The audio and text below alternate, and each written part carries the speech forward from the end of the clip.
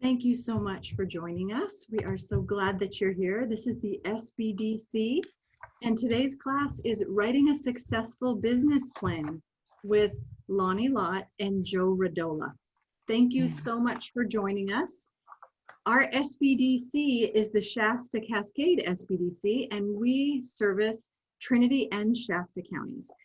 But when I say service, we take care of those clients offering advisory sessions directly with people living in the Shasta County and Trinity County areas. If you're outside that area, we're so glad that you are here to join us today for this webinar.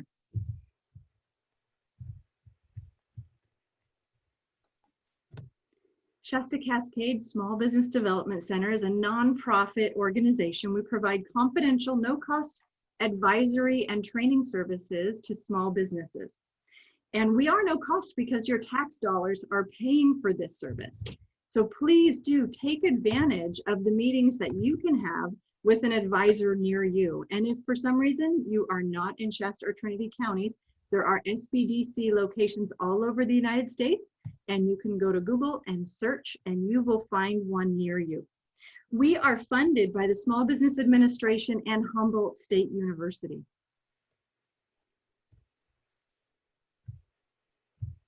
And now this is important. This is a disclaimer. I'm going to read this. I know you can all read it yourself, but some of our attendees are just on through a telephone, so I want to make sure that they hear this. Our disclaimer is the information provided in this webinar and any supplementary materials provided to registrants are intended for educational and informational purposes only and do not constitute professional, financial, or legal advice.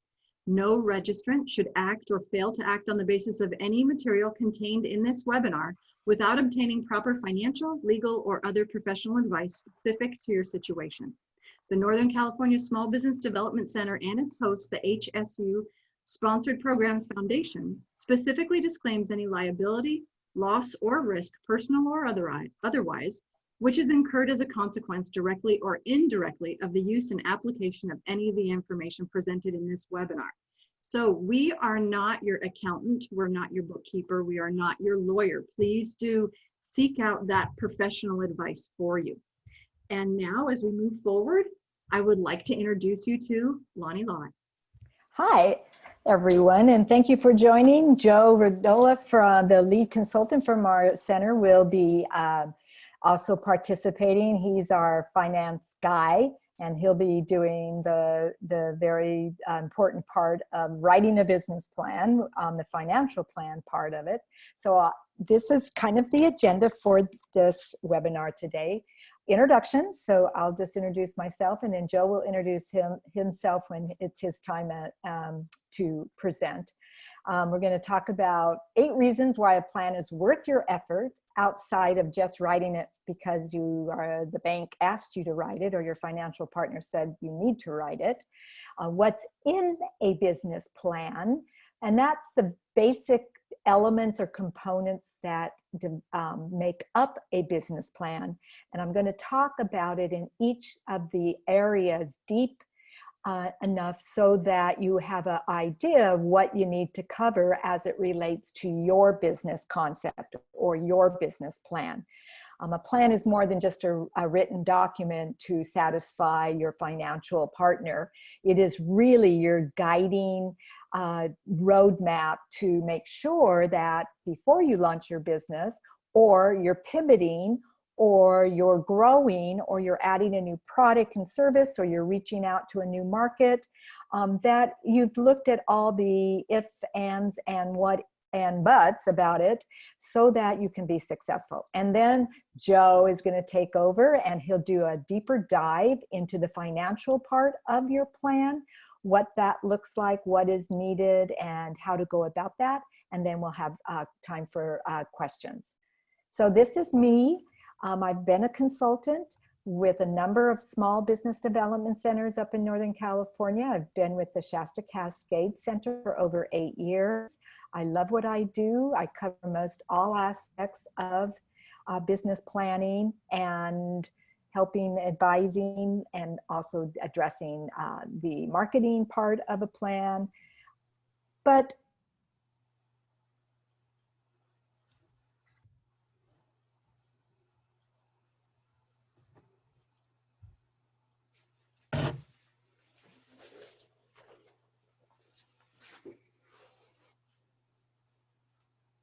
going. So that is me. I'm going to stop my video because I talk a lot with my hands and my face, and I don't want to distract anyone. So you will also not only be receiving the recording from this webinar, but then you will also receive a copy of our PowerPoint deck. So you'll have that as a backup too. So the 8 reasons for having a plan, a business plan. The first one is that really the writing process or putting together your business plan and the research that it takes kind of forces you to look at your entire business or concept, not just one part of it. Many times I'm working with clients and they said, oh yeah, I got my business plan. I'm going to get a website and I'm going to have a social media and I'm going to then join the chamber. So I'm ready to go. Well, that's just one piece of a business plan. There's lots of elements that go into the process to make sure that not only is the idea feasible and you've thought of every nook and cranny and what if, and you've done a competitive analysis and you've laid out your startup costs and your first year projections. So it's all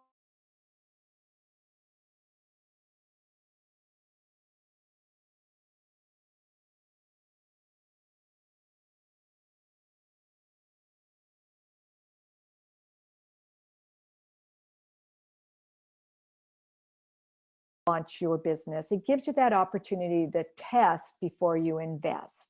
Now, business plans are also written. We recommend that you look at them every year, update them strategically maybe every 5 years.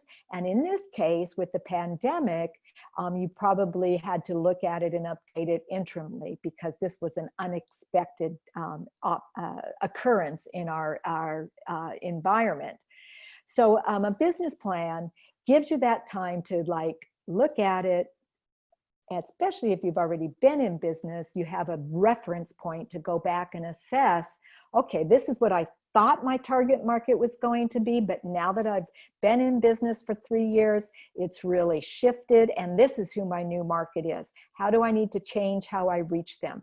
What products and services are they really buying from me regularly? Are there different ones in the marketplace that I can introduce? And if I introduce a new product or service, do I need to, what's that going to take? What kind of resources will that take? And probably more importantly, when we think about a business, it's not that the idea isn't great. It's sometimes we grow so fast and we have unexpected things happen, like our staffing power needed to be doubled, or we underestimated the number of products that we needed to move out the door before we had a show to profit, is that it gives you that opportunity to go back and say, okay, what did I project? Why is this so different? What kind of changes can I make incrementally or suddenly to get back on track with where I need to be? 3, the completed plan is a valuable tool to help you better manage your business operations, your policies, your operational manuals, support human resource needs, draft a detailed marketing strategy for opening day to your first year brand development. I say I got a missing a T there. I'm gonna have to add that T. Yeah, once you, like I said, once you launch your business, suddenly you're so busy doing everything that you don't have time to plan. So taking the time out before and looking at your plan, laying out your policies and operational aspects in your plan, then that can translate and become the basis for other pieces of your business to support your operations, support your staff. The plan becomes a written document to use when communicating ideas outside of your business. But first and foremost, you develop the plan for your final decision-making processes. Often I have a client, and Joe could probably talk about this too, is that they come into our office and they say, okay, I need a plan because I just went to the bank and before they'll lend me any money or before my financial partner is ready to take a risk on this, they want to know this, and this, and I don't have a plan for that. So I need to write a plan. We don't write the plan for them. We don't write the plan for you as advisors from the SBDC. We advise you, and we advise you on looking at different aspects of your business planning process. And then we will review it and ask you some tough questions. Did you think of this? What do you mean by this? We kind of help you set up to have this plan in place that you know is a solid roadmap and convinces yourself that this is a great idea and has profitability and success written in it, so that you're willing then to invest and do the hard work to launch that business or grow that business or shift that business. I'm going to go right here. Number 5, it gives you time to explore, like I've said, all the what ifs before you open, or what ifs before you launch a new product, or what ifs if you want to hire a new manager for one of your locations. Businesses managed by a plan are more successful than those that react to a specific event, issue, or crisis. Now, with that said, I don't think crisis is spelled right either. I don't know. Spell check just gives me heartburn. Anyways, you know, the crisis of the pandemic was unforeseen. There was no time for, you know, anyone to know this. It just came upon us in literally a week. Shelter in place has never been anything we've experienced. And so, you know, this is an unusual experience. But now, after 6 or 7 months of the pandemic, and we are then pivoting, now would be a really good time to get your business plan out if you have one, dust it off and relook at it. If you're thinking about going into business, this is the opportunity too, because you kind of know from the pandemic what the current environment is. So then it can help you look at how do you launch a business, knowing the environment as it is today with the changes that may happen in the next year.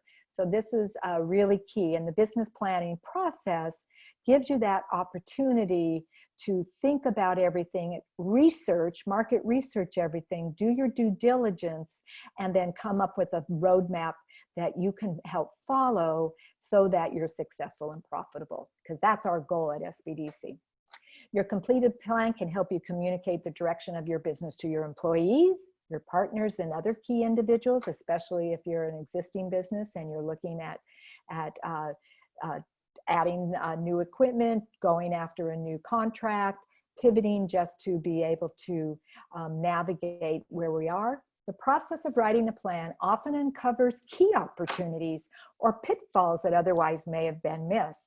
When I launched my business 25 years ago as a consultant, I thought that when I did my business plan, my primary market would be nonprofits and or small businesses who would hire me. Well, immediately when I started to do the market research, I realized that their supporting partners, who are the chambers of commerces or the cities or the state contracts, were much more had much more upside to them than trying to pitch and get a small nonprofit with a limited budget to contract with me. So I immediately realized that my end user may be a nonprofit or a small business owner, but my market were those who provide services to them, and I would then provide services to that lead agency. So I needed to readjust how I market. I needed to readjust how I deliver my services. I needed to learn how to do requests for proposals. All of those things then started to fall in place once I had that aha moment. And that's what we really like our business plan to do, is give you that aha moment where, okay, now I get it. I see how this is all going to come together. And that's for us as advisors, that's where we want to help get you to. And your plan help guide you there. So the last 8th reason is be part of the successful 80%.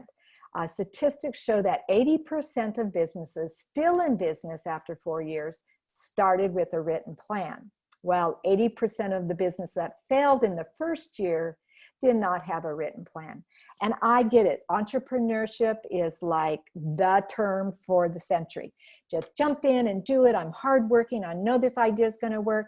And it probably will, because it does still take that grit, that strong backbone, that never give up attitude to really make it in a private sector business. But if you have a plan and it's written out and you've done your due diligence in planning process, it will be probably less painful, might be less expensive, and you may see growth and success at a quicker or slower rate, depending on what market you're in. So business planning process really looks at the current state. Where are you now? Where do you want to be tomorrow or down the road, your vision? And how do you get there? If I know this is what I want to do and I can see my vision, then what are the steps? What are the objectives? What are the goals to get me there? And how do I lay out that roadmap, which is the business plan? And then the plan and the execution and review. How's it going? Commit, measure, learn, adjust, and recommit. And with the financial piece that Joe's going to go over, for many startup businesses, you don't have any track record. You don't have a wonderful QuickBooks that you have set up and you have these 1, 2, 3 years of financial data behind you. So when we start a business plan, a plan for a startup business, you don't have that financial forecast. And Joe, with his great skill set, will show you how to do that projections. How do you do your pricing? How do you project how many, products and services you need to sell to cover your overhead? And then what are the startup costs? And that financial snapshot is really the reality of a business plan. We can put together the best mission statement and the best logo, best marketing strategy. We can talk about the products and services, but when we get down to the real tough part of a business plan, that's the financial projections, and Joe is the best. So questions to ask yourself as you move into the business planning process. What are my current capabilities? What stage is my business? Is it in pre-venture, startup, expansion, succession, buying a business, or selling my business? Because all of those different stages will determine how you're going to then put together your plan and what kind of market research you need to do. Are there options for growth, such as partnerships, joint ventures, employee-owned, to support my business growth and plan? What has been or will be my business financial performance? Are there any chains in or trends in my industry, local, regional, state markets that will impact my business and or offer new opportunities? And that one, we're sitting in the middle of what I believe is going to be the white paper of all white papers when we get through all of this for industries about the impact of the pandemic, because it has really changed and shifted a number of industries, including my own, which is consulting. Who are the people that are important to my business? What? Technological aspects are key or available to your business. And then what are my strengths, weaknesses, opportunities, and barriers? So I always advise that businesses kind of like look at these questions, just start, carrying a notebook around and writing down answers. Write down things that come to mind. When you see something and you're out in the field and you're out doing market research, you come across an article or you come across a business that has a great logo, simple things like that. Just take a picture of it, get a piece of their marketing collateral. If you found a website or a social media platform you really like and you like the look, just start kind of like inventorying all that, archiving it all and so you have it all at your fingertips, because that's what you're going to pull down and put into a written story. So the first, kind of place where we start is the desired future state of your business. What is your vision for your business? And a vision is always the future. And you can sugarcoat it if you want to, but we try to pull it down and pull it into a little reality. If you were to say, I walk outside today in 5 years, what would be the vision for my business? And so that's a place to start, because your plan is helping you guide you to that vision, that in 5 years, I see my business having 1 or 2 employees. I see my profitability is about, whatever amount. I see these products and services. I'm fully up and capable, and I'm servicing the Redding regional area, or I'm servicing all of Southern California, or I have, 5 contracts with the state of California government, whatever it is. You kind of just lay that out as a vision. And then we come back to, what are the goals? What are the high level goals to help you get to that vision? And then what are the objectives that support that goal? So, we call it strategic planning in the nonprofit world. We call it strategic planning in the for-profit world. And the business plan is helping you kind of look at your vision and your goals and helping you develop that roadmap. So that's a good place. And when I talk to clients, I usually ask them, well, what's your vision? Well, I don't know. I just want to have money in the bank. Well, that's a good start. We all want to have money in the bank, me included. But what does that look like? How are we going to get there? Tell me a little bit more about where you see your business in 5 years. So just start writing it down in your little notebook. My vision. And it doesn't matter how you write it. Just get it out of your head and on paper. I hear time after time after time, well, it's all up here in my head. Well, that's good, but we need to see it down on paper. So just get it down, just start writing it down. And if you have to, do your executive summary first. Give me a vision of your business, a description of what it is, the products and services, who do you think is going to buy it, well, how are you going to market it? And then give me some rough numbers. Just get it down on paper. That's a good starting point, because it's kind of like a term paper or a thesis. Until you start it, you don't ever really get there. And it's kind of like me putting together webinars. I had to pivot quite quickly. We used to do all of this in person, and I had you all in the room, and I could see your faces, and I could feel your body language, and I had the PowerPoint up on the screen. Well, now we had to pivot really quickly with webinars, and yes, it's the same PowerPoint presentation, but we have to do it a little differently. So, just jumping in and doing it, just putting something down on paper is the first step. So there's 4 critical strategies or areas of a business plan that lenders and investors primarily focus on. Okay, so now I'm talking about the money. Where am I going to get the money? Show me the money. When lenders and investors want to see a business plan, they want to see the area of products and services. What the heck is your business going to sell? They want to see your management team. How are you going to do it? Who's going to be your team? Just going to be you, that's fine. But if you're going to be looking at reaching all across the United States, the question will be, well, do you think this is a big territory for just one person? Or if you have a full-on management team, they may want to know, what are each of the roles? How are you going to divvy up the staffing power? The marketing plan, which is my favorite, because this is how you get the products and services out, your business out to your target markets to purchase your products and services to then generate revenue. And then the financial projections. And Joe will probably tell you financial projections should be the number 1 up there, because they always turn to that section. They want to know how much you're going to make, how you're going to pay back the loan, and what do you need. So what's in a business plan? It's like, lady, just get to the point. Well, I'm getting there. So the plan itself is a written document, has a title page, so we can all start there. That's really fun, easy. Has an executive summary. That's your, kind of 2-pager that kind of puts it all and summarizes it in a very digestible format. The general company description or business description, and products and services, your marketing plan and sales strategy, your management plan, your operational plan, and then your financial plan. And then you always have your appendix or your supporting docs. And that's where we shove everything, your resumes, all your market research, all of your products and services, your vendors, all of that goes in there.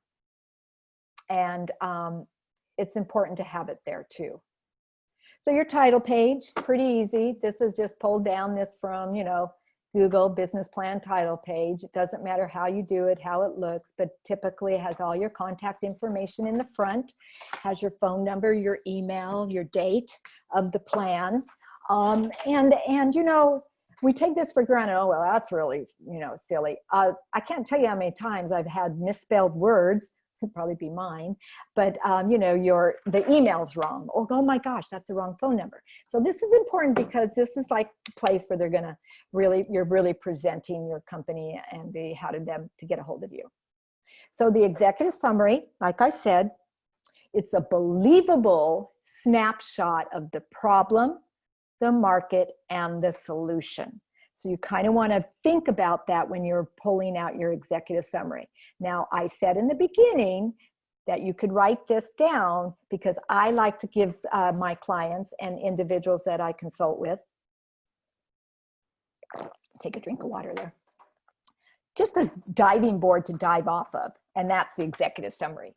If they can write up the executive summary, then we can start to pull out the pieces to then help develop and go in depth. You need to be honest about the risk, but we emphasize the opportunities. We're always aware of risk. We know what they are. We've identified them in our planning process, but then we really want to talk about the opportunities because the risk may be there, and those are the things that you're going to seriously address, but the opportunities are where you have the place to be, identify your niche, identify why you're doing this, explain why you're going to take on this type of business because the opportunities are so great that you cannot do this. Write this section last, and it should be no more than 2 pages. Include what you would cover in a 5-minute interview. So if you had 5 minutes to pitch your business plan to your lender or your investor, this would be where it would all be. It would be in this executive summary, and you would use this as your 5-minute pitch. And if applying for a loan, in your executive summary, you clearly want to state how much you want, how you will use it, and how the capital will make your business more profitable, thus how you repay the loan. So the next section is the general company description. This is where we put in there your business type, your mission statement, or your business description. A mission statement kind of just gives a little bit more depth to why you're doing this, who you're doing it for, and how you're going to do it. Your legal form of ownership, sole proprietor, LLC, S Corp, partnership, your company goals and objectives, description of your industry. What industry are you operating within? This is key because we need, you're going to be looking in your market research. Is this a growing industry? Is this industry saturated? Is this industry one that you have experience in? You want to, open a restaurant, but you've never cooked. So this is probably an industry you may want to get a little bit more education in. You're going to be going to a cooking school. You're going to be mentoring with a restaurant. You've been a line cook for years. So all of that then tells us that you have experience in this industry as you start to think about opening your own restaurant. You want to list your company's strengths and core competencies. What do you do really well? And if you're a new business or a startup business, what is your strength? Why are you as a person wanting to do this business? What gives you the core understanding? For me, when I started my consulting business, I had been working in the field for 15 years as a senior consultant for another consulting firm.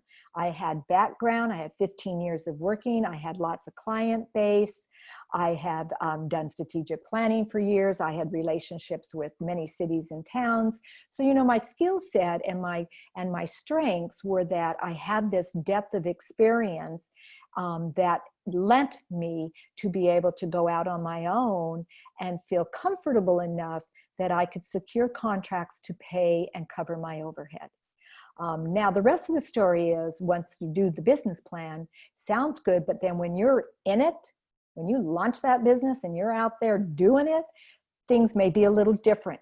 But at least you thought through all of what was going to happen in concept. So you're prepared for most of what you did know was going to happen. And then those things, those red flags or those unusual barriers that get thrown up, then you are able to, step back and think about those. And then to whom will you market your products and services? Who's going to be your primary market? Who's going to be your secondary market? So one of the things that I usually teach, and I usually do this on a whiteboard really sloppily, and I have, just kind of usually have a one of those markers that never works well on a whiteboard, and I'm trying to write this out. So I created this using an Excel to upload into my PowerPoint. Aren't you proud of me? So I call this the competition matrix, or the competitive analysis. This is a really great exercise to do, whether you're a startup, existing business, and it should be done, in the business planning process. You should include it in your business plan, but you want to look at how your business or your business idea will fit in the existing marketplace. How are you going to compete against the competition, and where are you going to find your niche? Now, your competition may eventually end up to be one of your colleagues, and in my field, a lot of my consulting colleagues I partner with on different projects, and we become partners. But then when we're outside of that, we could be seen as competitors because we're doing the same thing, right? But we may be doing the same thing in other parts of the country. And so when we have a big job, we pull together to then offer value. So you're going to want to think about who's your competitor 1, competitor 2, and competitor 3. I always like to see 3 competitors in a competitive market analysis. However, you may say you only have 2. Don't tell me you have none, because I don't believe you. And the part about the internet and, and e-commerce is that some of your competitors may be online. They're not in a bricks and mortar or in a, have an office. And then your business is here. Now, you can flip it around. You can put your business up on the top. Doesn't matter what you do on this, this side of the matrix. And then across the top, just list everything you want to know about your competitors and your own business. So what are their strengths? What are their weaknesses? What are their products and services? What's their pricing? How are they marketing themselves? How are they getting their products and services out in the marketplace? And it's not just one line, a website. It is detailed. If you can fill this out as deep and wide as you can, get their emails, look at their website, take a picture of their truck. What kind of customer service do they have? Do a secret shopping, call them up, send them an email, go onto their social media, see if they get back to you. Where are they located? And then any other areas. And so this is where you have to do some market research. This is where you're going to need to fill this piece out in your business plan to help you then develop the other parts of your business plan. Is you just want to take some time to do this kind of competitive analysis with this kind of tool. If you have another tool, great. If you have another way of doing it, great. We just want to see down here how you stack up. Because when you are thinking about launching a business, you need to say, okay, how am I going to compete against the competitor? My price is going to be lower? They're going to be higher? Am I going to take half of their market share? They haven't even gotten any of this market share. I'm going to be totally virtual online where they're all physical.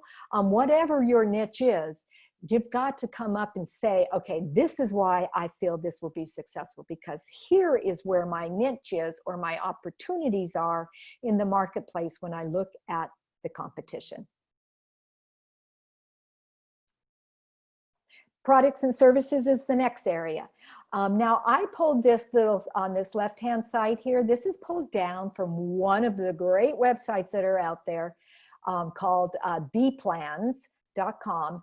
And it gives you a list. It provides you actually real business plans that have been written. And this is Joe's story, and I'll let him go in more detail when he gets to the financial part. But it actually has business plans in almost every area, industry that you can think of. So this one I pulled down, this is an administrative service business plan, and this is her section, or this person's section on their services. So they have a little description of what they are, and then they list all the services. So here you want to look at your industry. You want to describe in detail your products and services. You want to, outline your unique selling position. What factors give you a competitive advantage or disadvantage? And when you did that competitive analysis, this is where you pull some of that information into your written document. And then put some real thought into the pricing structure. Are you going to be higher priced than competition? Pricing too low can have significant impact on your bottom line. Know your customers and your cost. And if you're a startup business, you don't have any track record, so you have to kind of market research. You've got to look at what is the going fee for these services. And that takes a little bit of research. But this is an example of what this section, very down and easy, looks like. Yours may be much more detailed. I try to encourage my clients to put some pricing around it, because Joe's going to need that when you do your financial projections. And how many data entry word processing contracts do you need to have or do in order to generate the amount of income that you need to offset your expenses and generate income for your business?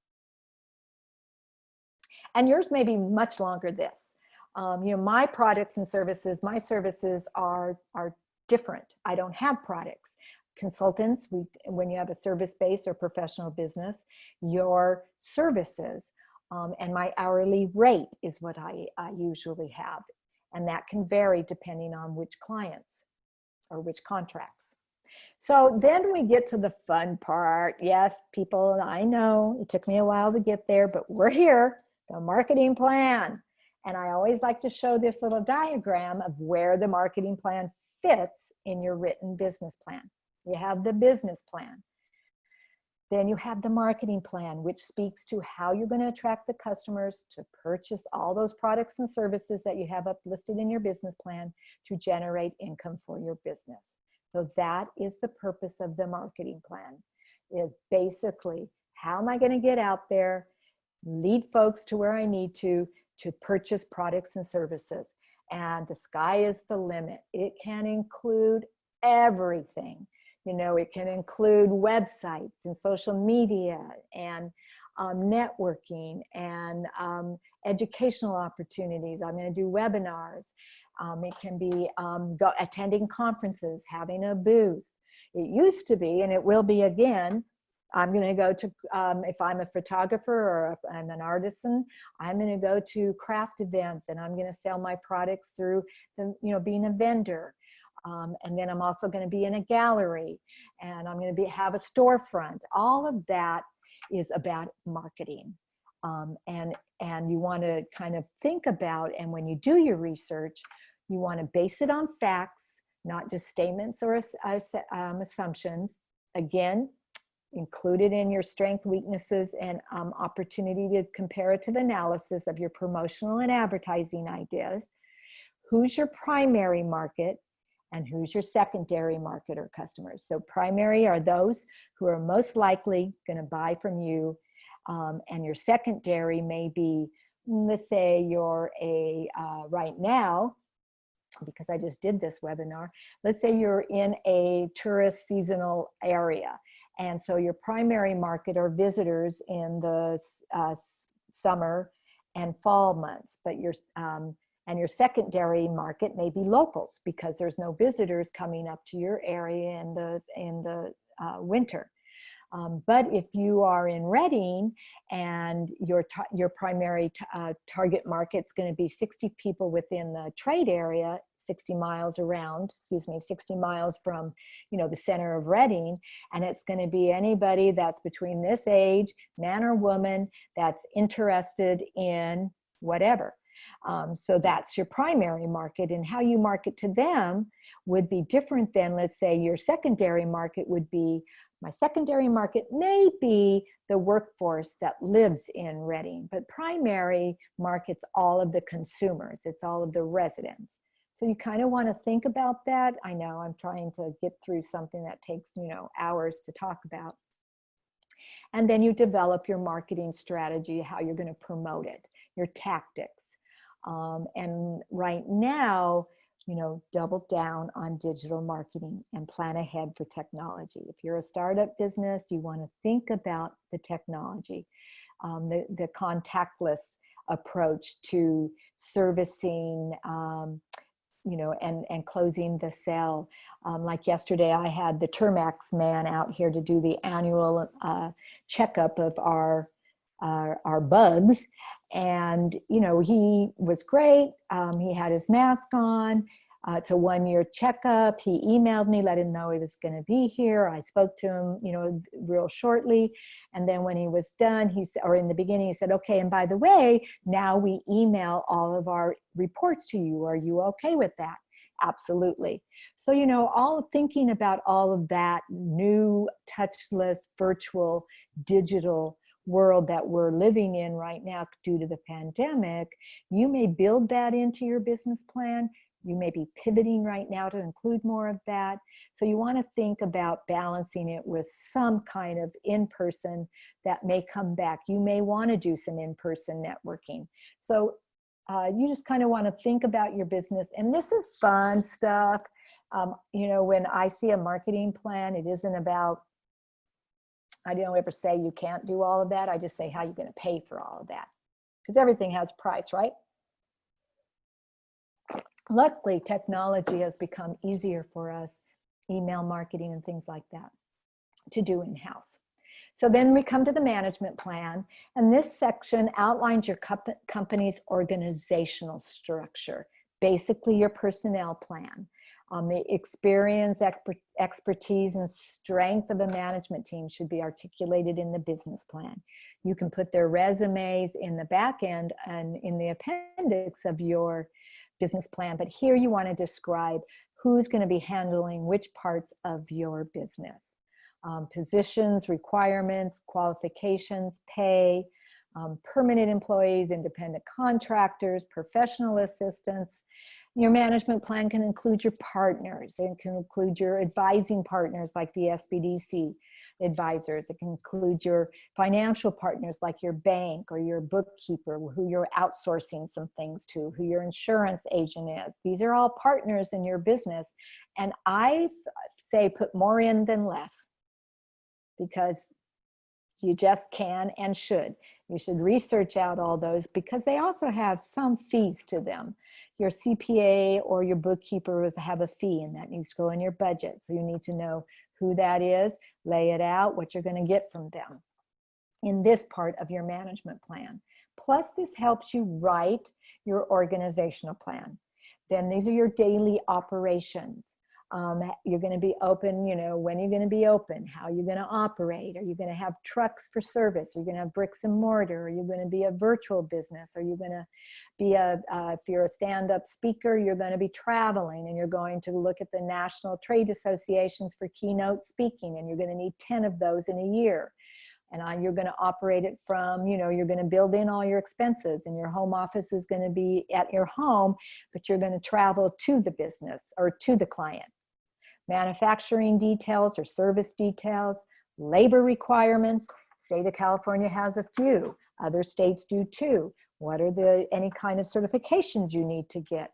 What are those labor requirements? A lot of changes on independent contractors in the last year with ABE, I don't know, whatever.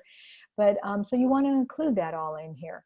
In the beginning, you're going to say our project manager is going to be certified in this area. But as we grow, we want to have all our employees HVAC certified so we can then do full service HVAC service, not just limited to what one person could do. And then your facilities, location, size, even zoning. you're going to be a home-based business, is your area zoned for that? Can you be an agricultural-based business in the middle of Oakland? I don't know. And then expansion opportunities. Oh man, I even gave enough time for Joe to chime in. So he's going to take over from here, talking about the financial plan. Then I'll come back with kind of what your appendix should look like, and then some resources, and we'll open up for questions. So Joe is going to talk about the financial part of the plan, which is really your core, profit and loss, cash flow, balance sheet, projected sales, and startups. So I'm going to stop sharing. I'm going to go ahead and put Joe on. So Joe, you want to share your screen? And I'm going to make this wonderful attempt. There it is. So we got some slides showing at the moment. Yes, we do. Can you see it? There, is it up? It's up. Can you see it? Good. So everybody can see the cash flow projection screen. Joe, Yes. you aren't sharing the view that you had planned on sharing. We're actually seeing 2 slides right now and notes in the bottom right corner. Okay, so I got the little one, huh? I got to Go ahead and stop sharing and let's try that again. Stop sharing, try again. Boom. Shaka. Oh, wait. Let's try this one. This is why Linda gets paid the big bucks. She keeps us on it. That's the one, Joe. You are all set. Oh, it's there? Wonderful. You're ready. See, technology is interesting, isn't it? Well, welcome, everybody. Joe Rodola. Welcome to my island in the Bahamas. Wish it was actually Hawaii. Supposed to be going there for our 40th anniversary next week for my wife and I. And of course, we had to cancel because Maui's not open. So there we go. This is as close as I'm going to get to a beach with a palm tree. So welcome.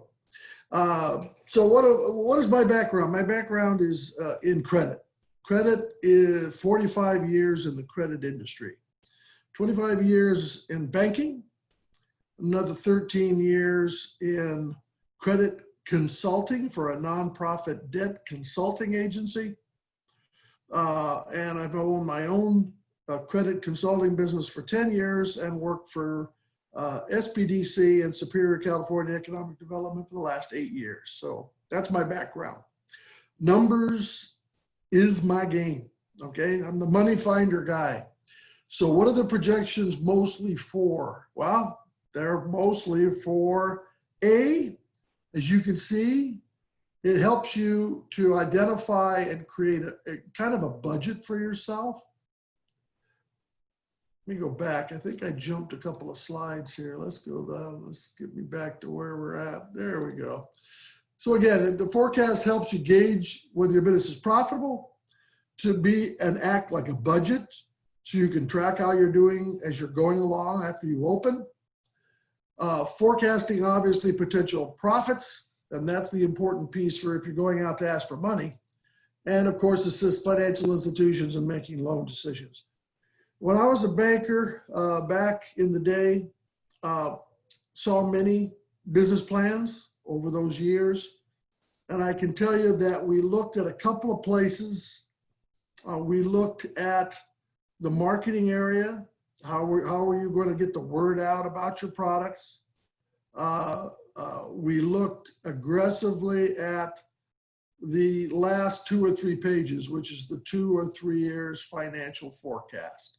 Crystal balling into the future as to what you think you are going to make and what you think your expenses were going to be while you're making this money, okay? So this is an important piece of the puzzle, and probably for the bankers and financial institutions, even if you're going to a Shark Tank type process with an investor. And by the way, those of you who are in Shasta County specifically, we technically have a little Shark Tank right here in town. It's called Shasta Angels. They are an investment group of people that have money. You will present your business plan and what's called a slide deck. You're going to present your product or your idea to them in the form of a pitch. And they're going to get a copy of these business plans with projections, and they're going to decide, even in their case, whether or not they're going to fund your project. So this thing's hugely important from the viewpoint of any financial institution that's going to be making a decision on giving you money. Technically, sometimes on a startup specifically, you may have an aunt, an uncle, a grandmother, grandfather, even a mom and dad that you might be approaching to actually help invest in your new startup, which sometimes is, well, it's got good and bad things when you have relatives involved. But I'll tell you one thing, a business plan with projections, if your relatives are savvy, they're going to love the fact you got one of these you can present, let me tell you. My father-in-law was one of those kind of guys. I ended up having to borrow from him twice in our 40 years of marriage, my wife and I. And boy, he liked the fact that I was able to give him a budget, a projection as to how much I was going to be able to afford to pay him back based on total current bills. Smart guy. And when we borrowed from relatives, one thing to remember, we'll put it on the burner right now. Don't forget, if you're borrowing from a relative, still sign an agreement, okay? You do not want to get into a battle that ends up with your family falling apart and never talking to each other again because you didn't set up an agreement in the beginning. Okay, so there's my side note. And sometimes when we've done forecasts, believe it or not, the client has actually come to the realization that maybe this isn't the type of business that person should open, or to pivot before opening to a business type that will create enough income to take care of the expenses. So it works so many ways, okay? And we can help you here do that. Set up specialized meetings. We're doing, everything by Zoom right now. I would much rather do this live. Don't get me wrong, all of us would. But right now we can do this online, by Zoom, over the phone, you name it, internet, emails. We can do these and assist with these forecasts. Normally I like to say that we put aside about 2 hours of consulting time to sit down and realistically come up with a 2-year forecast together, okay?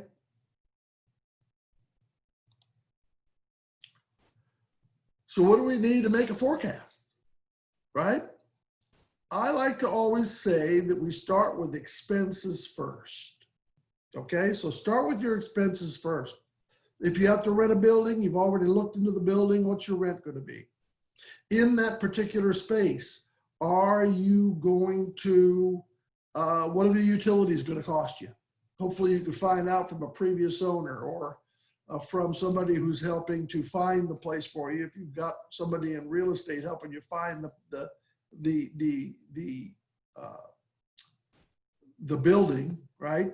The other thing you can do when you have an address is, especially if you're in the city of Reading or PG&E, you can take the address of that particular building and get an average annual cost of utilities from them. So you'll know ahead of time what the costs are going to be for utilities. Don't forget the phone, the internet. Are you going to have somebody clean the place? Are you going to do it?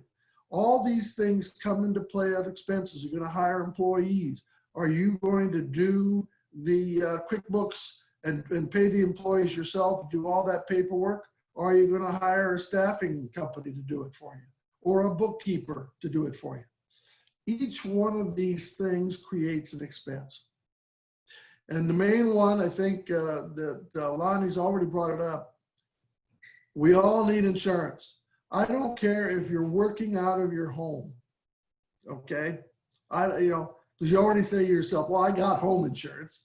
I've got home liability insurance. Well, there's a couple of insurances you want to think about. Business liability insurance is one, and errors and omissions insurance is the other.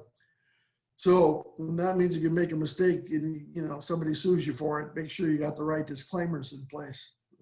There you go.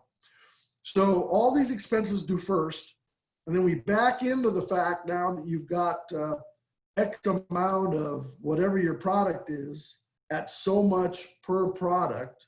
So how many of those do you have to sell to pay for the expenses? Okay. So price per product, what a product costs, what we sell it for.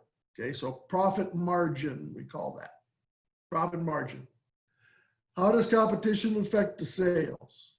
Okay. I'll give you an example of a company we had that started to produce what they called, and I saw it proved, an untippable kayak. It was a kayak design that allowed for the owner to deploy flotation wings out from the body of the kayak on either side, which prevented the kayak from tipping. Pretty cool. Patent pending. Okay, patent pending. And so it was hugely important for them to know, okay, you've got this fancy kayak, it's going to cost more than most kayaks to produce, and you're going to sell it for a higher price than most kayaks sell for.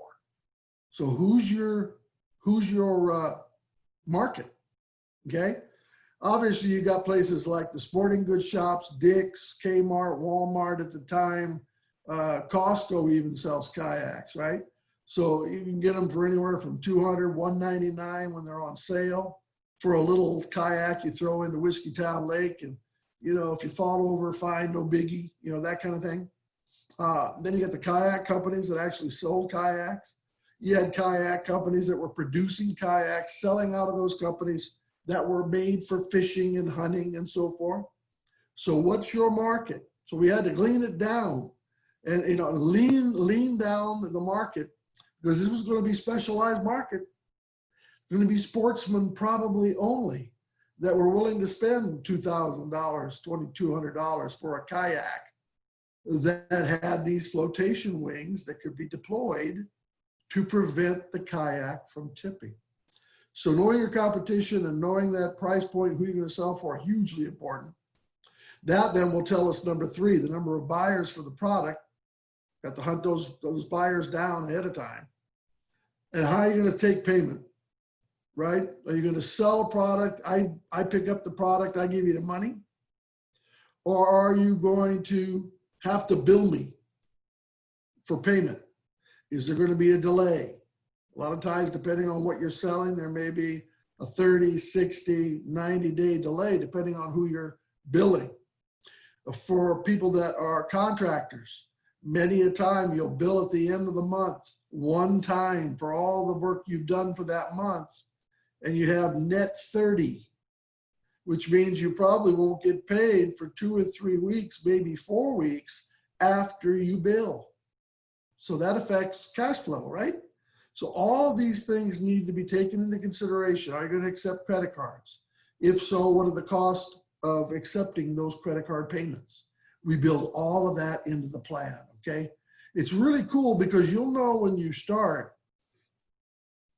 It's called the break-even point, all right? So the break-even point is how many, let's say you're selling these calculators.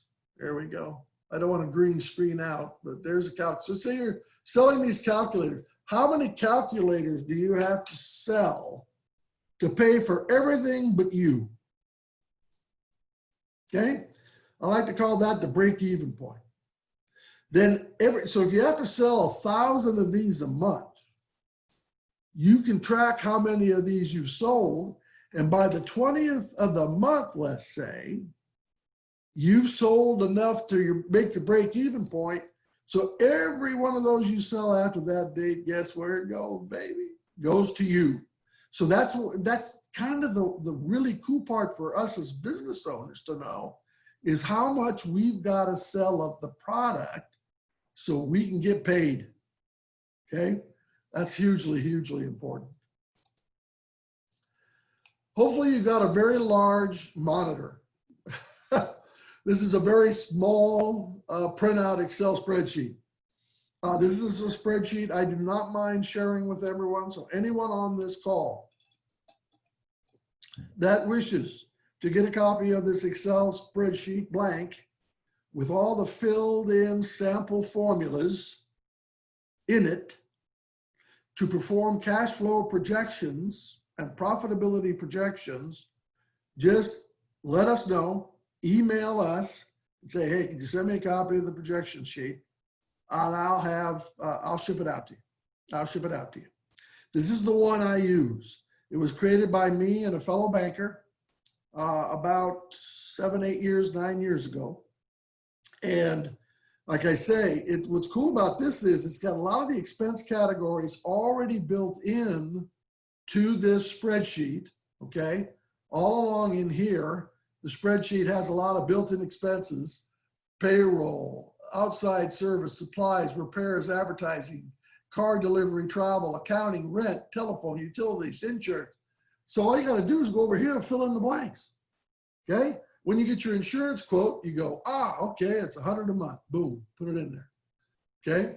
And then it goes all the way across each month through December and does a final calculation on the right-hand side for totals, grand totals at the bottom, and it automatically adds in your income at the top minus expenses equals. So you know immediately when you start turning a profit, because many companies will take a few months before they turn a profit, right? Because you're ramping up sales. This will tell you. This will tell you. And it'll tell the banker, financial institution, how long it's going to take you before you can start making, say, payments. One of the bottom line expenses here is loan payment. It's on, I think it's Q. Section Q at the bottom of the page shows loan payment. So we can put in there, okay, the loan payment's going to start, maybe it can't start for 3 months. There won't be enough money to pay it, right? Or you can't do another expense for a couple, 3 months until you start turning that profit as you're ramping up. To me, again, as an old numbers guy and an old banker, these 2 pages, which are now currently coming to about, say, the year 2021 and 2022 for a startup, this is where the rubber meets the road. Well, I'll tell you that. And of course, when you build this, you have to be able to prove some of your hypothesis.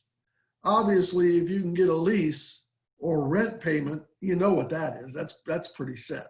But when you get up to the sales area, okay, your market plan and your sales plan should match the fact that you're saying, I had one person, you know, that miscalculated on the written portion. They said they were going to sell X amount of whatever it was, you know, and you multiply it times the per item sales price is, and it didn't match the projections. So we had to go back and adjust the written to make sure that they both match.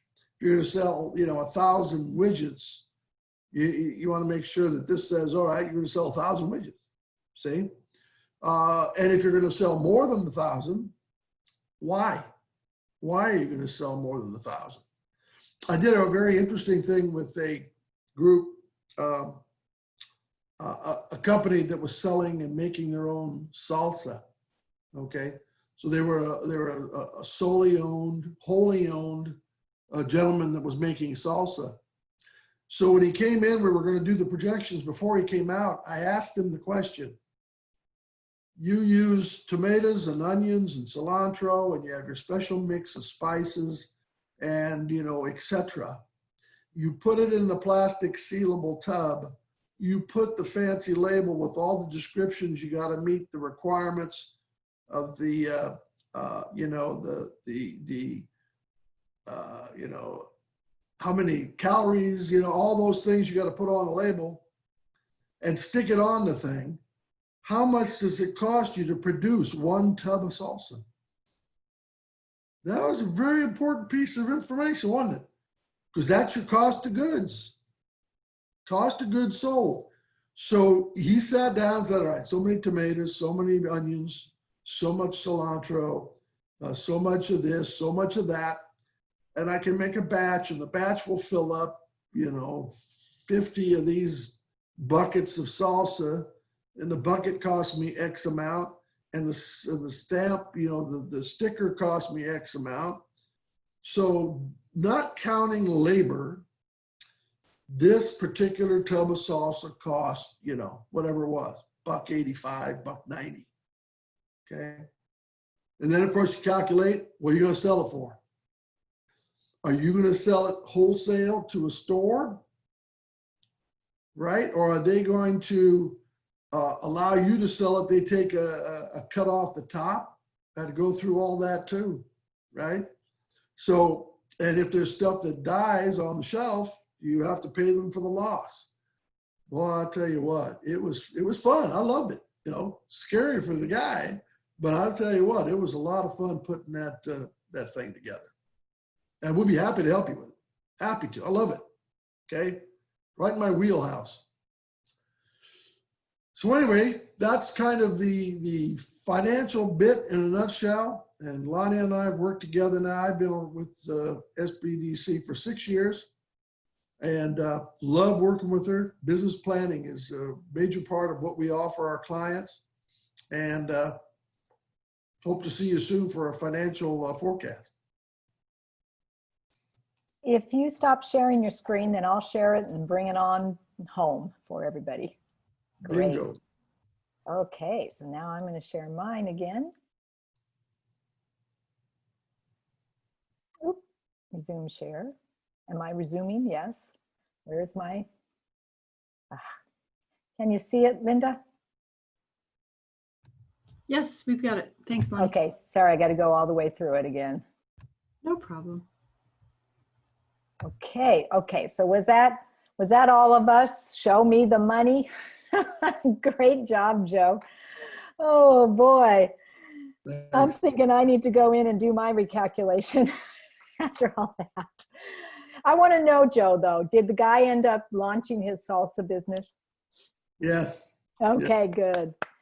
And then the end of your business plan, after you go through everything that I shared and then do the financial projections, and you're still wanting to put it all together, and now you're ready to go take it to a partner, or you're ready to take it to the bank or us to review. These are a lot of the supporting documents that, you know, typically are the back end of your business plan. This is all your market research stuff. This is all the things that maybe you've accumulated over the time and you feel it's important to support what your written narrative is. And we have contracts or agreements. Like in the case of consulting, when I would be going in, when I started my business, I had 2 state contracts. States contracts don't always pay in a timely manner. So there was some cash flow issues, that there was like a 45 to 60 day cash flow. I do the work, submit my invoice, but then I wouldn't get paid for, 2 months practically. And it wasn't that I didn't have it there. It was just I needed to have cash flow support. I needed a loan or a line of credit to cover until I got the contract. So I put in contracts in my supporting documents. That's basically to show that I had these two contracts. They were secured for a year, and that helped with my narrative and my ask. Articles or special reports that you get from your industry. You will put maybe your management team resumes in your appendix.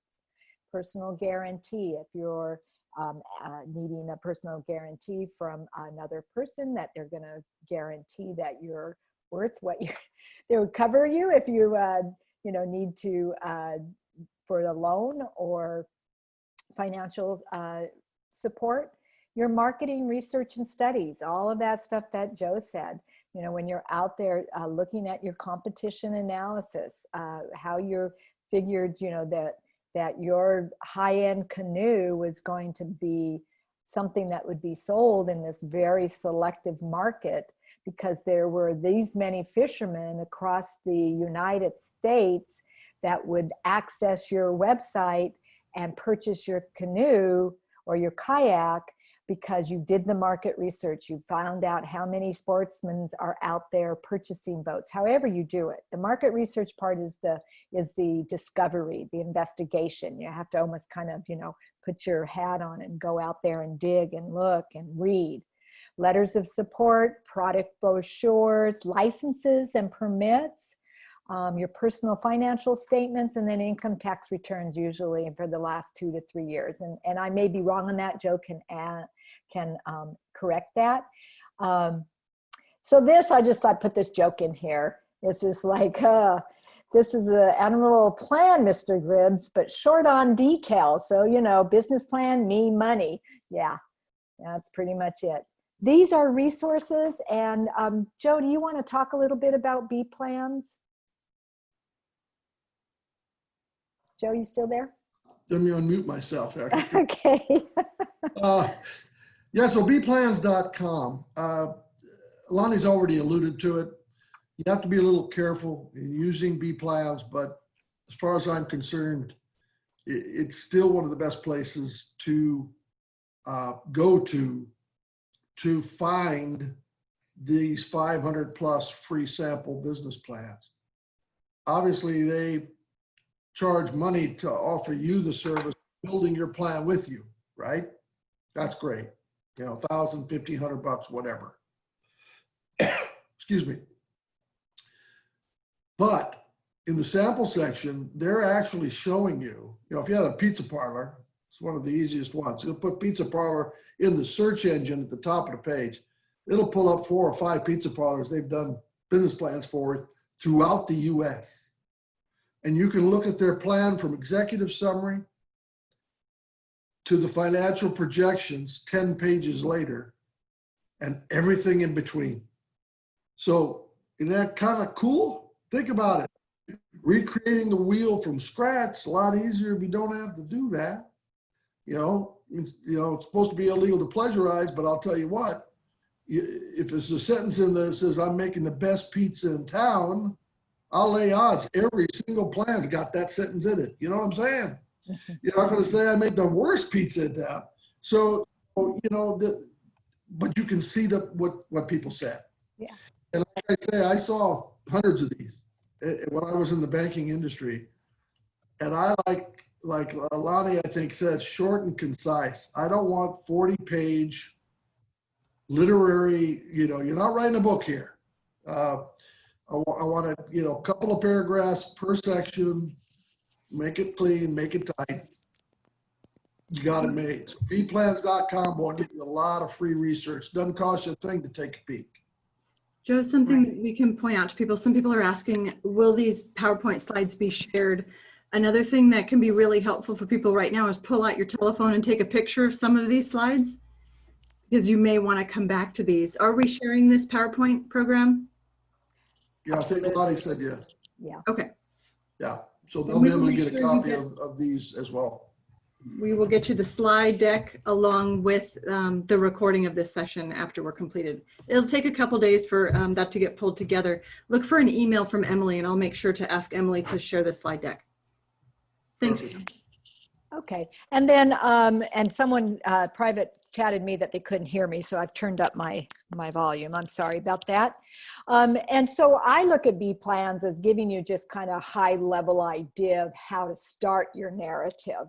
And you know, I kind of like, oh yeah, that makes sense. That's how I could kind of structure my description and then lay out my services. I really like the SBA.gov tools business plan, and as well as SCORE. These both are great templates, and it lets you actually, I believe it used to, this is for the second one's for a startup business, and the other one is for an established business, and you can actually, it kind of poses questions for you and you can start to type right in it. Just want to make sure you save it. And then these are some other resources for you. So those are, you know, we could go deep and really you can, like Joe said, you can pay to have a business plan template. You can have somebody help you write it. But we're here to advise you on it at no cost. But you really need to have this come from you if this is going to be your business. You can have a mentor, you can have advisors, you can have your spouse, your kids. They can, you can bounce ideas, but it needs to come because, this is your business. This is something you're going to invest in, something you're going to grow, something that's going to maybe support your livelihood. And so you really have to have strong ownership in the plan. And we're always so excited when we see a business that has a plan, has a written down plan. We get really excited about that. So anyways, I guess, Linda, at this point, if they want to ask any questions or have comments, this is where we're at. Yes, so if you have a question, if you would you have a choice. You can either send the question to me. I'm Linda Fitzgerald. You can send it to me as a host, or you can send it to all of the hosts. I think you have that as an option. Or you're welcome to turn on your microphone and ask Lani or Joe your question. We'd be glad to address you personally. That way we get a little more interaction, so the microphone can be really helpful. So we realize it does take a minute for people to type questions, so we will wait for those. But in the meantime, if you have a question, please turn on your mic and ask.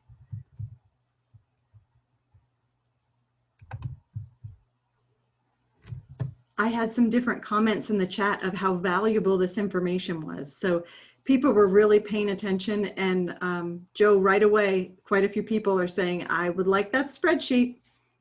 So we know that Emily's going to pass that on. And earlier in the chat, I mentioned to you Emily's address, and here you'll see it. It's emily@norcalsbdc.org. And ask her for the, what do we call it? The cash flow projection spreadsheet that Joe mentioned, and she'll be happy to send that on to you. Let me look and see if anyone has turned their microphone on. I have not seen that. I think everybody is just jumping on and wanting to start to write their business plan. They are ready. Well, there's a lot of information here. And if I can share, as a business owner myself, Joe worked with me years ago to get my company started.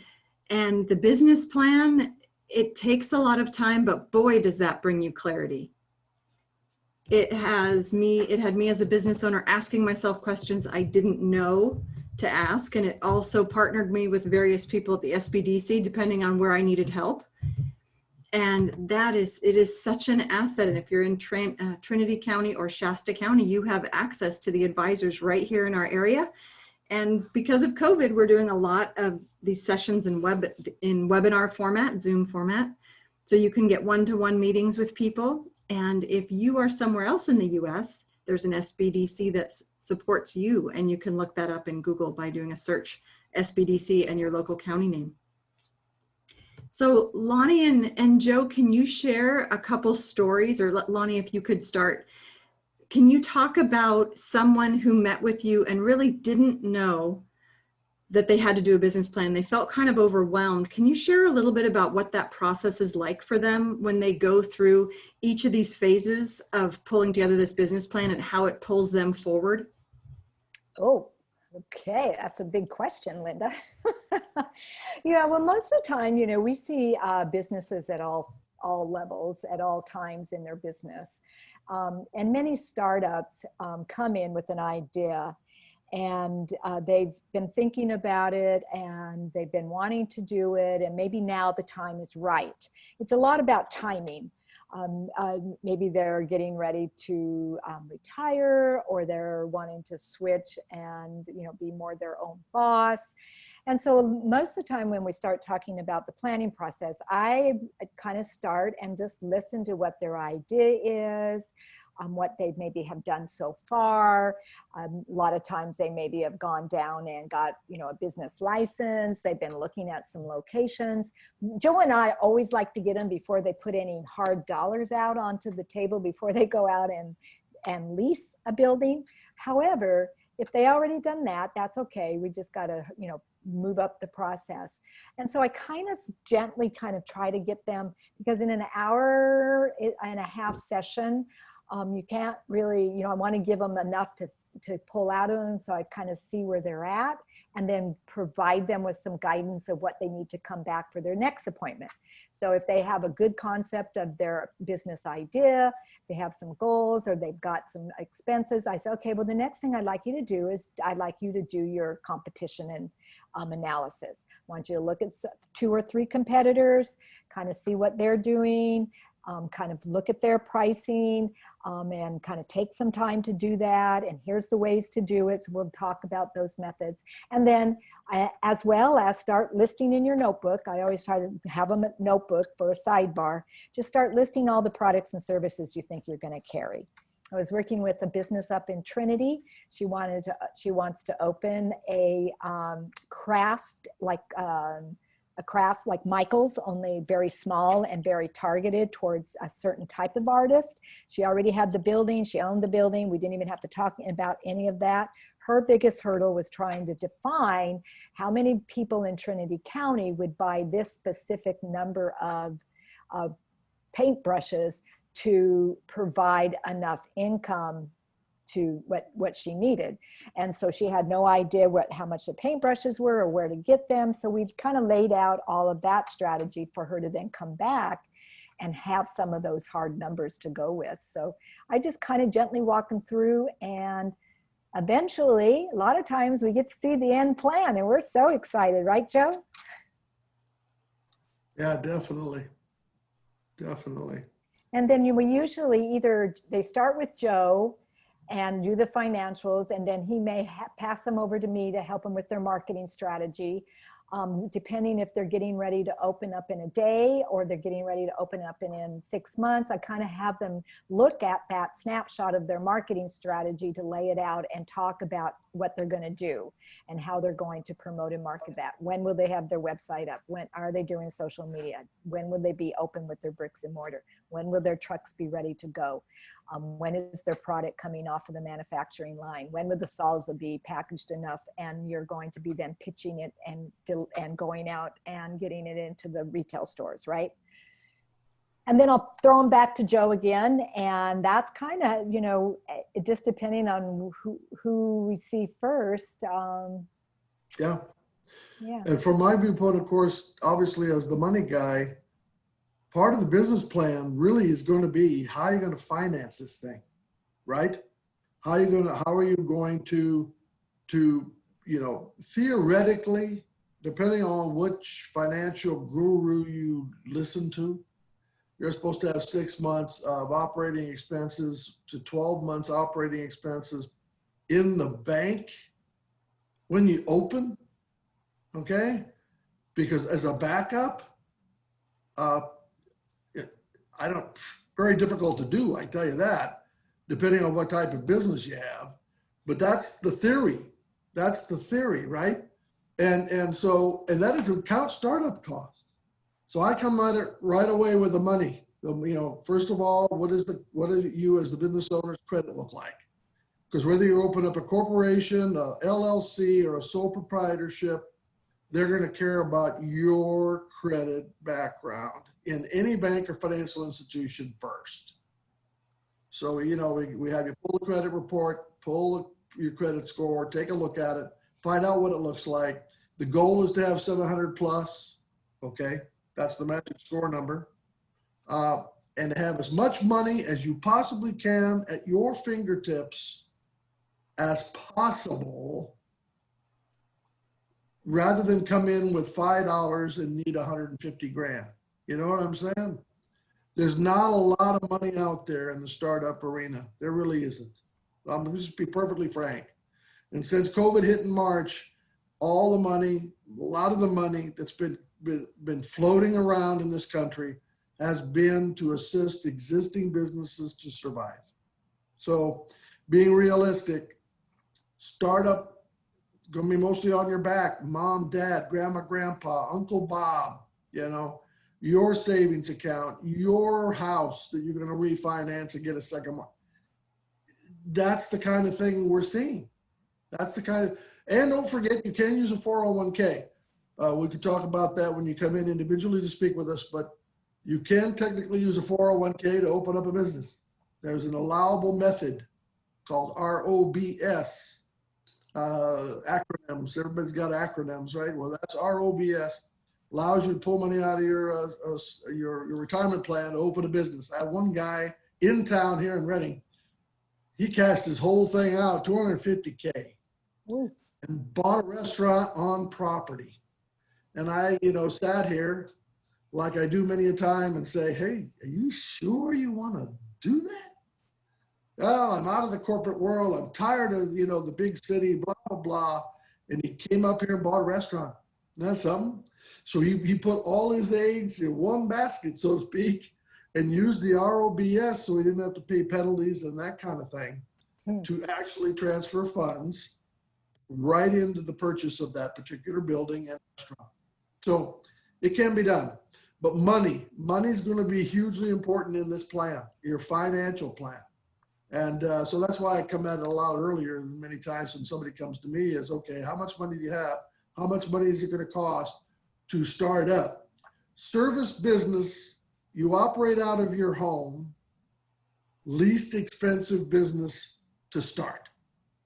And I suppose that Lani and Linda can also attest, as I do, that a lot of us operate out of our houses with service business, especially consulting.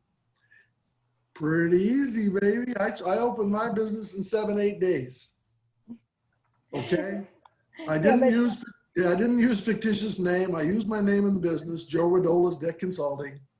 I, went over, got my business license, opened a bank account, went on Vistaprint, got some cards, boom. I was ready to rock. Insurance was the most time-consuming thing I had to do. I had to have insurance because I was working with the counties and the cities. And for them to pay me, I had to have $1 million liability policy. That was my biggest moment. But service businesses, for the most part, a lot of times, especially if you're operating out of your home, least expensive to start. I know when talking to people who are building their own business, there are some that, like you mentioned, Joe, have a really big idea and it's going to be expensive and they're going to need cash. What I'm hearing more from people right now is they were downsized, or the job they thought they had, they got furloughed and then they didn't get brought back. So they're really looking at some income for them personally, or maybe they're lucky enough to have a spouse that has a solid job and now it's an opportunity for them to get a foundation for their job, creating their business from home. Can you talk about one-person businesses being a solopreneur? I can. Go ahead, Both my husband and I are self-employed.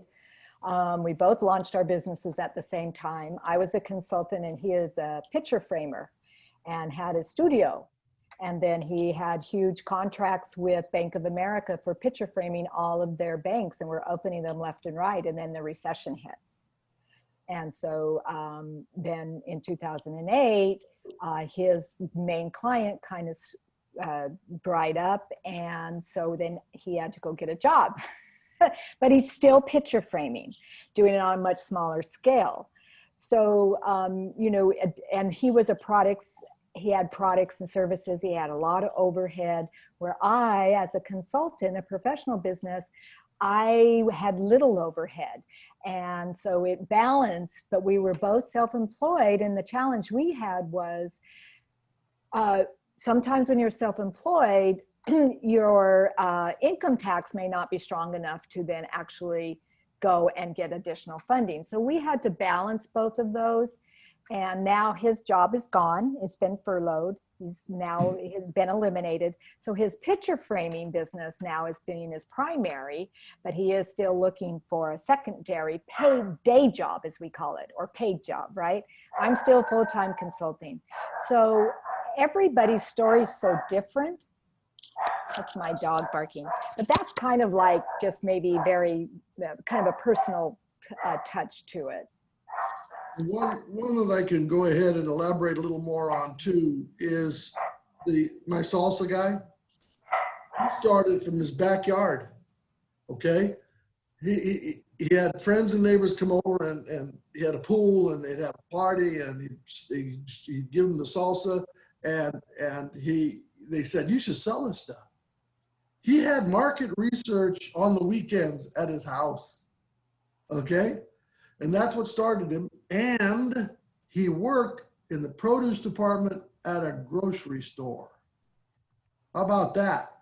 So he's got built-in knowledge of the supply and how to get the stuff he needed to make it, and kept his job while he was starting his business out.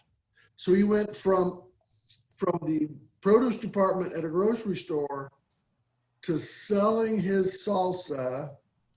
And one of the first stores he sold it at was the one he worked. So so isn't that something?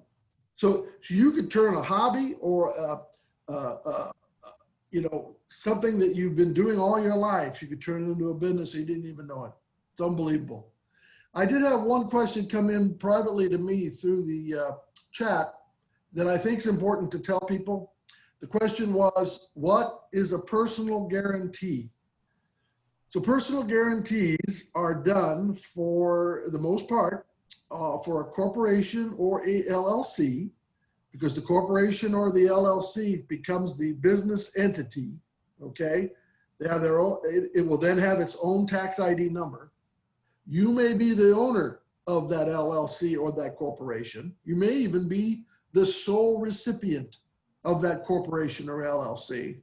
But a bank or financial institution may ask them for you to personally guarantee the money or the loan that you're getting from them. So that means if the LLC fails, Joe, if I was the LLC owner, Joe would still be liable for the debt. So the personal guarantee passes from the business to the owner directly in a personal guarantee. Most banks require that, by the way. The other question was, how much marketing research do you need to include in a slim trim business plan format? Lani can attest to this probably better than I, because she is really good at marketing planning. But that competition matrix that she showed you a couple slides ago, I love that sucker, all right?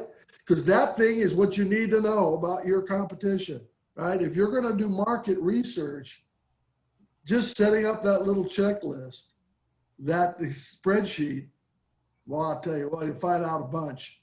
That's what happened to my salsa guy. He had to find out everything from the people that were selling salsa that stood on the shelf with all the preservatives in it that lasted for months.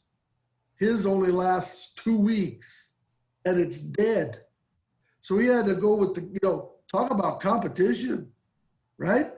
His niche was he couldn't go totally organic because he didn't use organic tomatoes in his product, but he could go all natural, no preservative. So see, he went to the the hot deal, which is the clean product, not the bottle sitting on the shelf gathering dust that sat there for 3 months. So all that needs to be researched at least minimally before you jump off that cliff. If you have a product that's great and it doesn't sell, it doesn't do you any good. Quick, because I know we're over time, but I would say to answer that, as long as you can explain how you put it in your slim business plan and why you think this is a good concept and that the product's going to sell and the people are going to buy it, as long as you can explain and convince yourself, first of all, or then get, some tough questions might come from some funders, whether it's a partner, whether it's your mother and your dad, your mom, your credit card. I mean, I remember when my husband's business was going and, oh my gosh, Bank of America did not pay timely and we were like scrimping and we had every charge card charged. I was a nervous wreck. But anyways, besides, that's another workshop called debt consolidation. But as long as you can comfortably explain how you got to this point that you made in your business plan, then you've done the market research. If there's lots of questions that start coming up and you can't answer them or you're hemming and hawing, then do more. And one thing I want to mention is this is a 2-hour webinar, so we have another half hour. If our group needs us, we are here for them. I didn't know it was 2 hours. Wow, well, that's cool. One thing I wanted to mention, just to bring up as a topic, because I know there are people that attend a presentation like this with a business idea, and there are people that feel the need to create a business right now, and they're trying to find out what the business idea is. They feel the need to create their own source of income, and they don't have a business idea. And one example I like to throw out is to encourage people to look around right now as what are the things that are in need and someone is not providing that service. And the best example to point out is there are some amazing plexiglass companies that have risen out of nowhere. So keep your eyes open for what is that service that maybe you need, or maybe a friend of yours is asking for. And when you really think about it, you don't see anyone filling that, because sure, we're going to have competition out there, but if you can be one of the first to be making available all these plexiglass shields, you're going to be in demand. So think about, what is the next plexiglass product? If you're looking for a business idea, be creative. Look for what are people asking for and they're not finding right now. Good point. Yeah, you know, there's going to be businesses for sale. There's going to be, you know, some niches that are being created because of the pandemic. There's going to be lots of people have been dabbling in a second type, you know, what do they call it? A gig or a side, what's the right word? Like a side hustle. business. Side hustle. Thank you, Linda. Like a side hustle is like the, you know, the dance, the side hustle. And now maybe they're going to take it to the next level. Or they have the opportunity to maybe expand it. I always am hearing, oh, I want a franchise. I want a franchise. Well, let's get dialed in first on your first business that you've had for 6 months. And then let's, you know, see how you do the first year and then talk about franchising. It's so interesting to me because we hear this a lot. You know, your friends and family are the first to say, wow, this is great. You know, we love this. You should franchise. Well, there's a lot that goes into that. And maybe you should down the road. But there's a lot to go in when you want to take your business to franchise. Franchises are out there. Again, you want to do your business plan because there's lots of built-in cost and fees to a franchise. But the upside is that it comes in with some of the built-in branding and structure that can be easier to drop into your business plan. But you're still owning the franchise, and be owning the franchise, you may own additional fees. So you may want to look at that as an opportunity to start a business if you're at that place where you want to become a business owner. But I think what we're going to see, and this is just off the top of my head, and it's not anything that's grounded in market research, is I think we're going to see a lot of folks who've had these side hustles, whether they were selling on Etsy, whether they were had started a online gently used clothing business where they were going around to thrift stores and selling vintage clothing. I think we're going to see those continue to grow and expand, and people bringing them and up to maybe a more full-time level, or look at them how they can take them from the way they were, whether it was just a digital to maybe bringing them out into a different form, whether it's an app or going international. So that's just my thought. And people who want to come in, people that we see, that I see, they pretty much have an idea and pretty much have already started it. Very few times do I get somebody that says, I want to open a business, have no idea what I want to do. What would you recommend? Run. No, I wouldn't say that. I said, go talk to Joe. So there you go. You know, I was talking of side hustle. I've got a pretty good one that just, of course, easily popped into my head.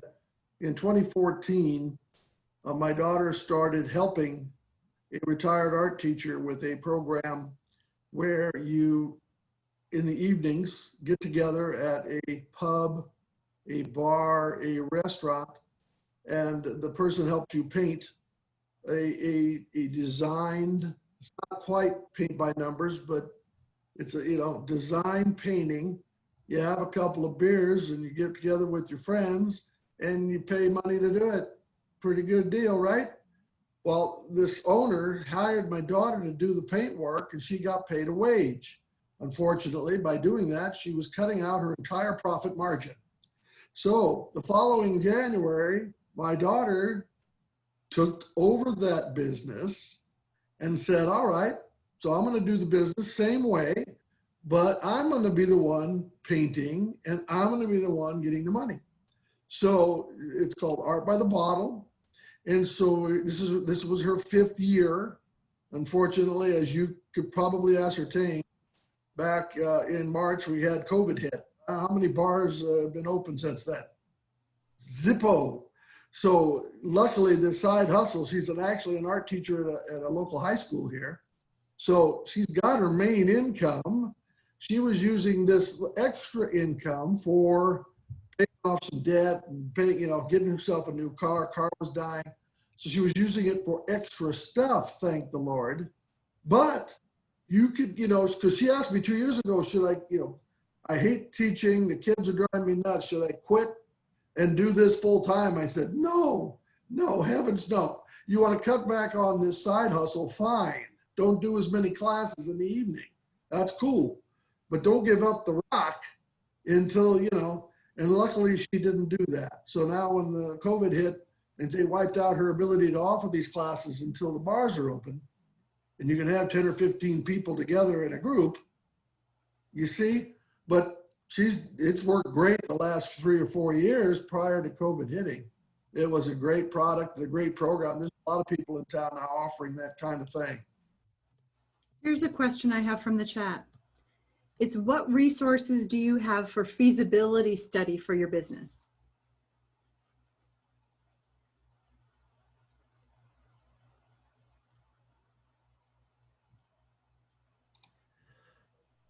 Well, I'll kind of throw out my thinking on feasibility study. You can go online and have people, offer you options and stuff like that. They're going to charge you dollars to do it. The feasibility study, in my opinion, is, do you have a product? Can you sell it? And can you make a profit doing it? That's it. So when we get together, my clients with me, the feasibility study is, okay, expense, income, is there any money left to go to the owner? Boom. That's it. And we discuss a lot about, like the kayak guy, right? He came in and said, I love the product. It was a superb product, but it was a niche product. See? I mean, my daughter's got a $200 Dick's Sporting Good kayak. That's all she wants, right? And a lot of people you'll see going around the lakes, throwing 3 or 4 of them in the back of the pickup. Those are $100, $200 kayaks. But how many people want a $2,000 to $3,000 kayak, right? So we had to sit down and say, okay, great idea, superb. I can't believe you got a patent pending on this thing. That's outstanding. Now, how many people are going to buy this sucker and for how much? See? So it all kind of, the feasibility is, yes, you have a great idea. Yes, you've got to figure out what the cost to produce is, what the cost of making a profit is compared to that cost to produce. But feasibility, who's going to buy the thing and how many? One that makes me interested, I don't know if anybody's ever seen this. They got Jetovator, one company here in town that's producing, and then the other one is the Sea Breacher. Look up those 2 companies online, Jetovator, Sea Breacher. It's an expensive submarine style jet ski. I'll just call it, that's the only way to explain it. It's a jet ski engine, and they built this body, and the body can submerge. It jump out of the water. It's a real niche. It's not a boat. It's not a submarine.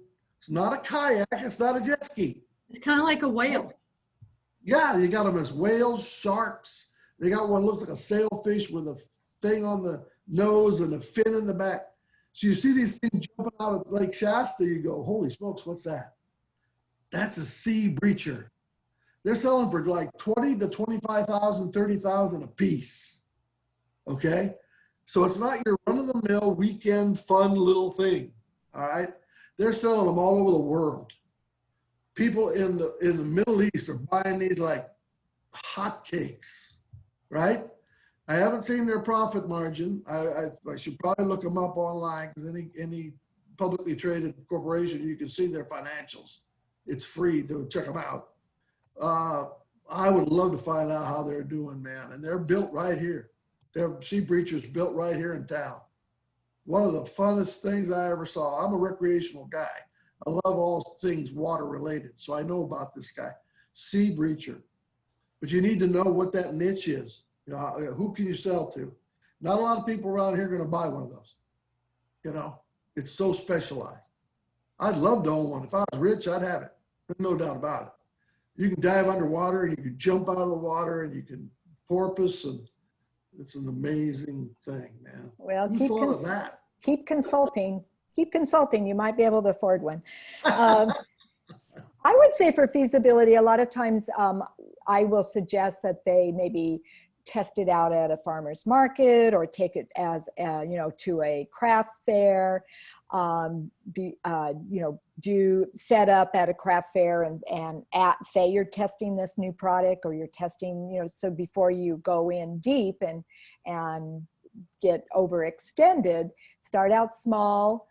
You may want to test a class. If you're I had a client who wanted to do home classes and preparing food and canning and pressure cooking. And she tried all ways to get it out, and there just wasn't enough market or interest in it. And she tried all kinds of things, but she didn't quit her day job. You know, she didn't quit that other, like Joe was saying with his daughter. When my husband started picture framing, he had ideas. That was not what he wanted to do. He wanted to make custom furniture. And I'm like, great idea. Now my husband is an artist. And this custom furniture, you know, we could get a piece and it would be, you can't compete with IKEA. You can't compete with Living Spaces. You can't compete with the furniture store. And it would be hundreds of thousands, it wouldn't be hundreds of thousands, but it was a very expensive piece. And then you had to wait for it. And really quickly we realized there is no money in custom furniture. Maybe I myself, and I have a few custom furniture pieces around that he ended up making, but then the client didn't want it. So we switched over to what the low item was, which was picture framing. And that could be made, you know, out the door and create the cash flow. So the feasibility of that was that he had this other product that was more of the front end product, while he tested really what his passion was. And then he went into cabinet making, and that was even worse because you cannot compete with cabinets. You cannot, people will not pay for custom cabinets. They will, but then when you go to install them, there's any issues. So, you know, all of those were probably his in the real life feasibility. I would have said, and you have to understand that immediately I realized that I could not advise my husband if I wanted to save my marriage. So I had to sit back and just do his Facebook page and just, you know, have some comments here and there. So, you know, he learned that way. And so the feasibility is really, where's your comfort level? You know, friends and family are really great to test items out on. Your type of markets, whether it's a craft market, they will be coming back. Farmers markets are here. You know, there was a lot of regulations that changed in California for cottage foods, which opened up a whole new level of opportunities for people that were making goods. They had to have commercial kitchens. Some of that was loosened up with the cottage foods regulations. So now you can do dry items and things like that don't have the commercial kitchen. But you got to do the market research to realize which products do and which ones don't, and then go from there. The funny thing you mentioned, market research, it brings back, of course, my buddy with the salsa. When he got the go-ahead to start, got his packaging, got his labeling, he went to his boss at the grocery store and said, hey, I have a shift off tomorrow from 12 to 5. Can I come in and test my salsa product in the aisles like Costco does, right? Mm-hmm. The little thing, here's a bag of chips, here, take some salsa and see how you like it, okay? Yeah. So that's what he did. He got one shirt with one logo on one shirt from the local printer, and he got the bag of chips, and he got his salsa laid out, and he got his ice chest, and in the aisle. And from 12 to 5, he sold the ice chest of salsa. Every single tub was gone. So that was his test. See, yeah. He had his people in the backyard love him, his friends and family. Then he did the test live. Then he said to his boss, hey, can I put it here? Can I make some and put it in the thing? He said, sure, yeah. You've already went through the stuff, approval process, making it correctly, doing it in the right way, sanitary, blah, blah, blah. That's how he started. So backyard to Costco style dip and chip to in his store where he worked. And then he finally got to quit his day job, so to speak. It took him 18 months, but anyway, there Wow. you go. That's great. Okay, are we done tired listening to us, or do we still have any questions? We don't have anything right now in the chat, but Lani, if you could go first, and then Joe, if you could follow, can you talk about the other webinars that each of you are doing? Because we have some people that are familiar with webinars, but many that aren't. So this is a very specific webinar you put on, but there's a lot of value in the various webinars that each of you share. Yeah, I'll go first. When I'm talking and doing a webinar on right now on pivoting, I always recommend that businesses take the opportunity to access and leverage any free opportunities. What's out there? Don't leave any rock uncovered, whether it's applying for a grant or a loan, or, getting a free listing on your Chamber of Commerce's website if they're offering that, because everybody is really circling the wagons and really wanting to support all of our businesses at any stage they're in. And so the SBDC, when we pandemic shut down, we are launching lots of webinars focused on helping businesses pivot, be more resilient, addressing all types of areas. And I have been doing ones that are very targeted, for example, for seasonal tourist businesses, the impact pivoting if you're retail, Facebook business page 101, Instagram 101. And then I've been doing these hour webinars that are diving deeper into some of the digital marketing techniques and platforms, like business Facebook group.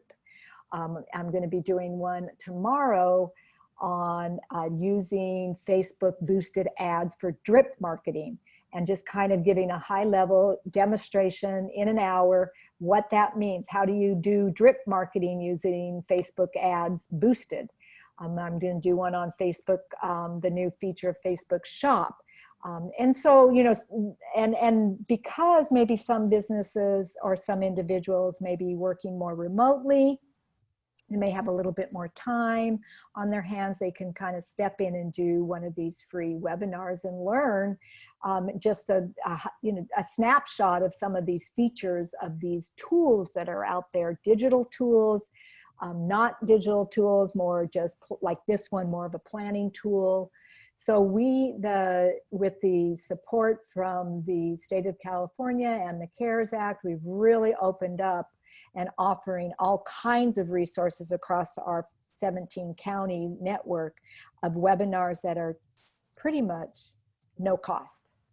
And we don't need you to sign up, but you don't have to be, a continuing client. You don't have to come in and meet one-on-one or meet one-on-one with Joe or I or any of our other consultants unless you want to. And so it's a real opportunity that I see that I wish I'd had when I first started my business, because, in person's a little bit more difficult to attend an evening workshop, especially now since we've got so many individuals having their kids still schooling them at home. So those are some of that I'm offering. And then just to wrap things up, obviously this has opened up this whole thing with Zoom, a whole new way to communicate. And so we used to do 1 or 2 of these seminars a week, maybe even a month. You go back 2 years ago. Yeah. And we have now expanded to 2 to 3 a week, potentially, depending on the week. And we got, as Lani said, she's got one tomorrow. We just did one today. I got one Thursday night, how to start a business. It's a monthly class. I teach it every single month, but it walks through the steps of starting a business in Shasta, Trinity County, from gee whiz, you got an idea, to Don't Forget Your Retirement Plan. Okay? And it's an hour and a half, or it's kind of cool. Covers all the basic steps, including starting a business plan and all these pieces that we're kind of doing individually today. So that's Thursday evening. And then we have a lovely lady named Rebecca. And Rebecca does a top-notch QuickBooks class. And I mean, I've been told it's phenomenal. A little long, a little lengthy. It's a 3-dayer, okay? A couple evenings and a Saturday. But if you want to learn QuickBooks, or you have somebody that's going to work in your business that wants to learn QuickBooks, it's a way to go.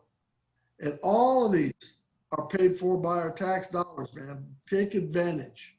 And our head office, norcalsbdc.org, if you go on to that statewide website, Northern California statewide website, there's a bunch of other webinars on there, okay? So, and they're all free. Linda gives a couple of beauties in her bailiwick as well. So we all kind of do our specialties, and now we're doing them by webinar.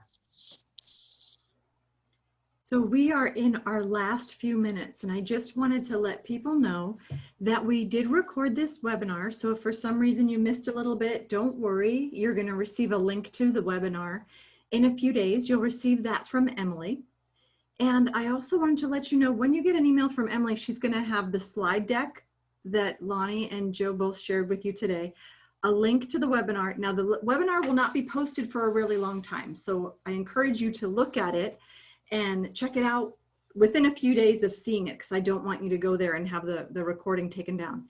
And also in Emily's email, there's going to be a survey, and we ask, please, please, please complete this survey. This is how we show to our funders how we're using their money. And we would love you to rate us. Let us know what you think, and also let us know what other classes you're looking for. For instance, I'm going to be teaching a couple Excel classes in October because our clients are asking for that. So let us know what you need. We would love to customize our sessions for you. And I just saw one more question come through the chat. So let me read that real quickly and see if that's for everyone or not.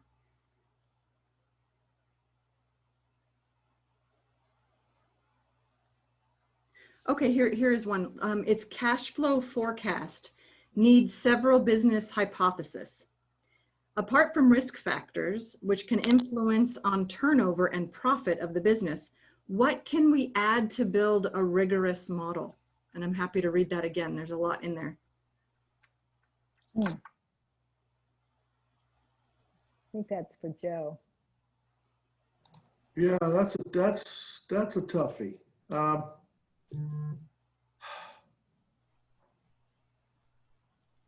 Especially now with all this situation we're in. I mean, can you open, can you not open? Are we going to close again? Are we going to, there's a lot of things that have to be taken into consideration, especially with, if you're dealing with payrolls, for instance. Holy smokes. I am so glad that it's just me. Okay. I'm glad I don't have anybody that that I have to pay. First you feel bad about it, and then you've got to deal with all the parameters. That would be something we could talk about during the individual conversations if when you come in, but to do it as just kind of a formula, I don't think there's a formula way to do that unless Lonnie's got ideas. Can you read the question again? Oh, I'm happy to. Cash flow forecast needs several business hypotheses.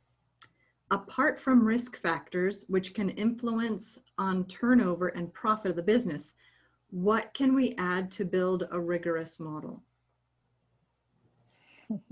That's a great question. It is a great question. The first thing I think of is, well, tell me what business, what industry are we talking? Yeah, I'm thinking that's like a question for your thesis. Yeah. A lot depends on, are your products, can you have services that you can add to that? Can you expand and go into different areas? Can you go international? How are you delivering it? Is there a way to lower your amount that it costs you to either get that product or make that product?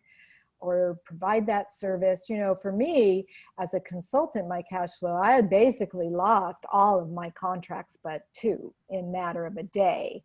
So the risk factor being the pandemic, and my cash flow is now looking at different ways, maybe some different clients that I could provide services for that I hadn't had time in the past to service. Some of the more low hanging, you know, maybe only takes a couple hours to service. I'm even thinking of offering open office hours in my personal consulting business for communities I've worked for, that they could just come in. I have secured